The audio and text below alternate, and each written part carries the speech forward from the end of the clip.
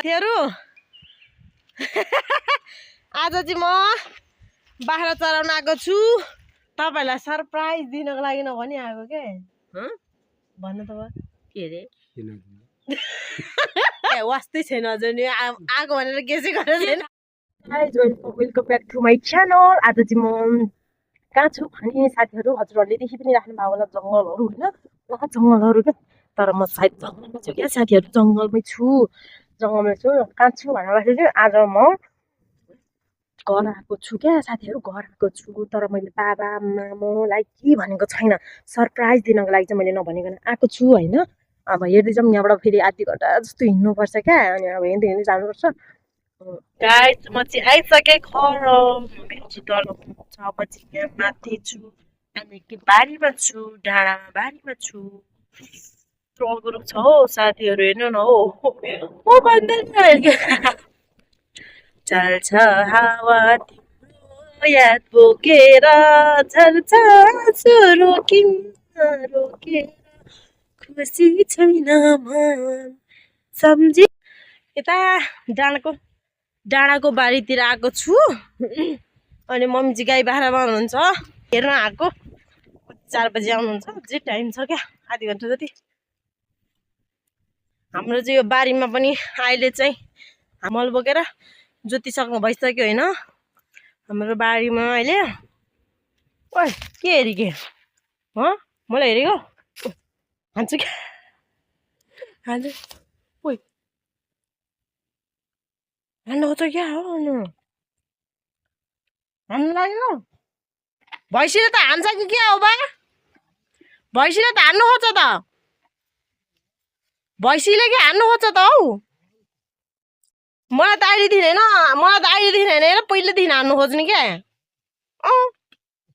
के साह्रो छुची भएको ल हेर्नु साथीहरु सबै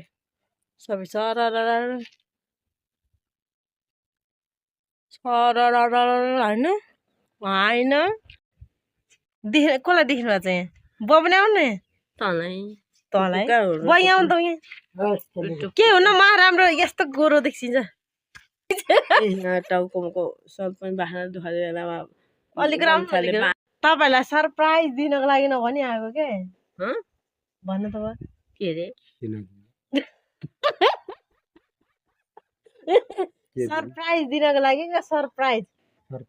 क्या हो सरप्राइज बस्नु नि यहाँ सरप्राइज भनेको हुन्छ नि मान्छेले अब नभनी जाँदाखेरि एक्कासी भनेर जाँदाखेरि तँलाई भन्छ क्या सरप्राइज कतिको खुसी हुन्छ भन्ने हुन्छ नि त त्यो हो क्या सरप्राइज भने चाहिँ सरप्राइज कस्तो लाग्यो त तपाईँलाई मेरो सरप्राइज मिठो मम्मी तपाईँलाई मेरो सरप्राइज कस्तो लाग्यो ठिक है भाइ बहिनीलाई नभनै भनेर आएको क्या म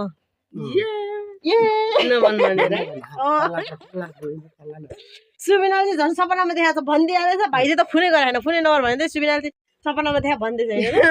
रिस उठेर मलाई त त्यही भएर त तपाईँहरूले थाहा पाएन नत्र तपाईँहरूले नथाहा पाउने थियो नि त सरप्राइज दिनु भने त भनिदियो सुबिनाले होइन सपनामा देखाएको छ भने तपाईँहरूले त्यति बेला चाहिँ गेस गरिहाल्नु भने अब त्यसो भने अनि मैले अघि माथिबाट पनि हेरेको मम्मीलाई पनि भनेको गाई गोरु जुजो पनि भनेको जुजुमले आज गोरु रे क्या वास्तै छैन अझ नि आएको भनेर गेसै गरेर ल ठिकै छ तपाईँले मैले सुरुचोटि कल गरेर कहाँ भनेको थिएँ नि त्यतिखेर भर्खर गाडीबाट झरिरहेको थिएँ मैले अनि गोरु जुजा छ भनेर भने को भन्यो मामाहरू गुड मर्निङ एभ्रिवान हजुर साँच्चै हुनुहुन्छ नयाँ दिन उही सुरुवात भइसकेको छ होइन ओ यो कुखुराको त कस्तो भुत्ला नि कस्तो छ त हौ ओप्पा भुत्ला हेर्नु न उठ्या यसको त कपालको के कुखुराको यस्तै दुम्सी कुखुरा कुन मेरो रे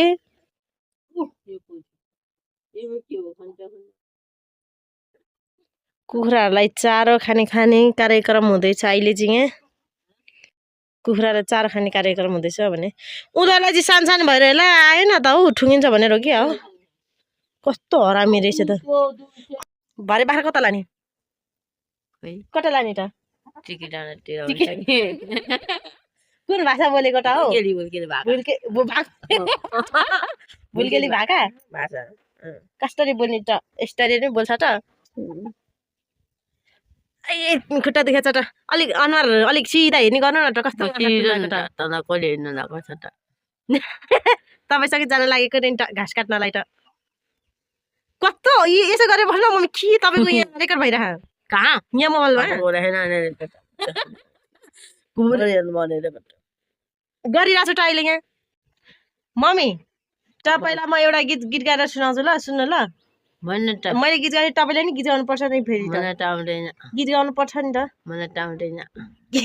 के भाषा बोलेको हो आउँदैन मलाई त आउँदैन चल्छ हावा तिम्रो याद बोकेर झर्छ आँसु रोकिन्न रोकेर खुसी छैन मन सम्झी सम्झी नरुहै निर्माया चाहेर नि छोड्नै सक्दैन सुबिनाले मलाई कति साह्रो हाँसेर गाली गर्छ त्यही भएर तपाईँ त सुबिना जस्तो रहेछ मम्मी भित्रभित्र हाँस्ने क्या ल तपाईँ पनि गीत गाउनु त एउटा आउँदैन मलाई छिटो गीत गाउनु त है आउँदैन गीत गाउनु न त गीत गाउनु छोडेको त कति पो भयो साथीहरू आज चाहिँ म चाहिँ घर लिप्न लागिरहेको छु अनि मम्मीसँग घाँस काट्न जान्छु भनेको जानु पर्दैन भन्नुभयो हिजो त ओह्रालो पनि हिँडिरहेको थिएँ खुट्टाहरू पनि दुखिरहेको छ नि त अनि पर्दैन भन्नुभयो अब के गरेर बसिराख्नु त हौ त्यही भएर म चाहिँ अब घर लिप्न लागिरहेको छु होइन यो चाहिँ भयो भाँडा अब यसमा चाहिँ यो माटो हाल्नुपर्छ क्या माटो हालेपछि वर्ष यो पत्ती चाहिँ लिप्ने हो के अरे गाई चाहिँ हाम्रो मम्मीले रोप्नु भएको रहेछ प्याज कत्रो ठुल्ठुलो भएछ त है नि मम्मी ठुल्ठुलो भएछ त के टिप्नु भएको साग तितो छैन अनि तोरी तेल लाएर कपाल कालो भयो साथीहरू यो चाहिँ लसुन है फेरि लसुन पनि रोप्नु भएको छ प्याज लसुन रोप्नुहुन्छ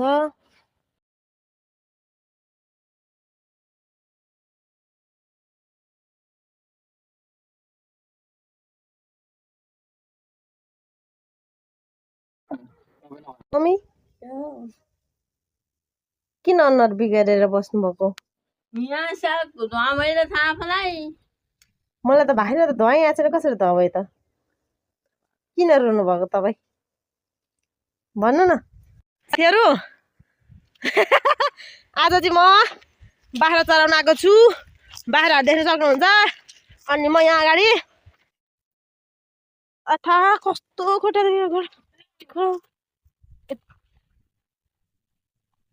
ओ बाख्राहरू देख्न सक्नुहुन्छ होइन ऊ जङ्गलतिर लानु पर्यो मम्मी र म छौँ मम्मी चाहिँ पछाडि हुनुहुन्छ बिस्तारै अब है यिनीहरूले मलाई मिच्छ कि क्या हो म भन्दा नि छिटो हिँड्छ त होइन हेलो गाइस सबैजना फेरि वेलकम गुड मर्निङ आज चाहिँ तेस्रो दिनलाई के भन्छ 3 दिनको तेस्रो भन्छ होइन आज चाहिँ तेस्रो दिन रहेको छ आज चाहिँ फेरि काठमाडौँ फर्किने दिन भइसकेको छ मन्डे होइन सबैजनालाई गुड मर्निङ छ फेरि अनि आज चाहिँ म काठमाडौँ जाँदैछु एकचोटि त्यहाँ मन्दिरमा गएर मन्दिरबाट उसै जान लागेको छु हामी चाहिँ बिहान उठेर पनि नुहाइधुवाइ खरेर पनि जान लागिसकेको छौँ हामी मम्मी र म चाहिँ जान लागेको छौँ पछि घरमै बस्नु नै भएको चाहिँ घरमै काम छ त्यही हो गाइस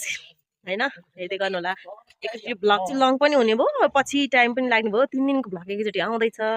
कृपया कुर्दिनु होला गाइस हामी चाहिँ जान लागेको छौँ अनि उहाँ हाम्रो बाची भाँडा माझ्दै हुनुहुन्छ बाची भाँडा माझ्नु खाना बनाउनुमा एकदम पर्फेक्ट हुनुहुन्छ हाम्रो होइन बुवालाई चाहिँ अगाडि आउनु भनेको आउँदिनँ म भाँडा माझ्दैछु भन्नुभयो त्यही भएर यहाँ देखाउँदैछु बुवा अब म त जान लागेको ब्युटिफुल ल गाइस अब चाहिँ हामी जान्छौँ मम्मी र म चाहिँ ल बाई बाई गरिदिनु न त टाटा चाहिँ आइसकेको छ मन्दिर छेउमा मन्दिरमा आइपुग्नु लागिसक्यौँ साथीहरू मेरो खुट्टा यो तिख्रा दुखेर अलिअलि छैन अनि हामी चाहिँ आइपुगेको छौँ उहाँ छ चाहिँ उहाँ पर जानुपर्छ हाम्रो चाहिँ मन्दिरमा मम्मी चाहिँ उहाँ पर पुग्नु भइसकेको छ होइन म चाहिँ यहाँ हिँड्दैछु हाम्रो चाहिँ क्या साथीहरू यो ठाउँमा क्या एकछिन म जाँदैछु कस्तो खुट्टा दुखिरहेछ गाह्रो छ तर यो खुट्टा के भएर दुःख मलाई थाहा पनि छैन किन दुखिरहेछ त्यो हिँडेर ओह्रालो झरेर हो कि भन्छ ओह्रालो झरेर त नदुख्नु पर्ने म हिँडिरहेको मान्छे मम्मी हाम्रो यहाँ मेला लाग्ने कहिले रे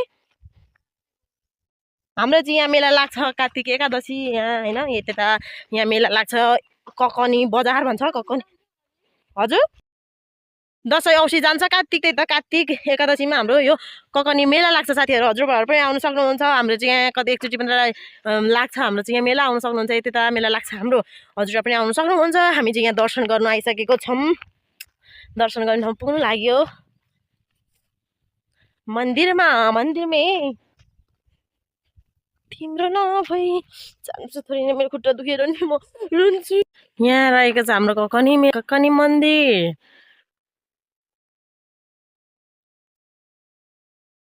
हामी चाहिँ मन्दिर आइपुगिसक्यौँ होइन मम्मी मन्दिर आइपुगिसक्यौँ होइन हामी चाहिँ अब हामी चाहिँ दर्शन गर्छौँ हाम्रो चाहिँ मोबाइल पक्रिने मान्छे हुँदैन हामी दुवैजनाले दर्शन गर्नु पर्ने हुन्छ दर्शन गरिसकेपछि देखाउँछु ल हामी चाहिँ यहाँ दर्शन गरेर पनि फेरि हिँडेर माथि गाडी चढ्नु जानुपर्ने हुन्छ सम्थिमा आधी घन्टै लाग्छ हिँडेर जानुपर्ने हुन्छ है अब ल त है ल गाइज हामी चाहिँ दर्शन गरेर पनि आइसकेको छौँ लुगैभरि रातै पानी चुहेर पानी पनि यस्तो भइरहेछ क्या कपाल पनि थुक्कै भयो जिउहरू पनि पानी चुहिरहेछ दर्शन पनि गरियो अब चाहिँ उकालो लागिन्छ गाइज यो ठाडो उकालो लागिन्छ हेर्नु गाइज अब 7:41 गयो अब माथि कतिखेर पुगिन्छ थाहा छैन गाडी पनि 8:30 बजे आउँछ भन्दैछ आधी घन्टा लाग्छ होला माथि निक्लिन हाम्रो त तलबाट घरबाट पनि यति उकालो हिँड्नुपर्छ कि यति उकालो हिँड्नुपर्छ कि ओ माई गड यो उकालो हिँड्दा अब खल्ती पसिना आउँछ हो चप्पल चिप्ली लाग्छ हौ मम्मी चिप्लिरहेको छ चिप्ली मम्मी चाहिँ अगाडि हिँड्दै हुनुहुन्छ म चाहिँ पछि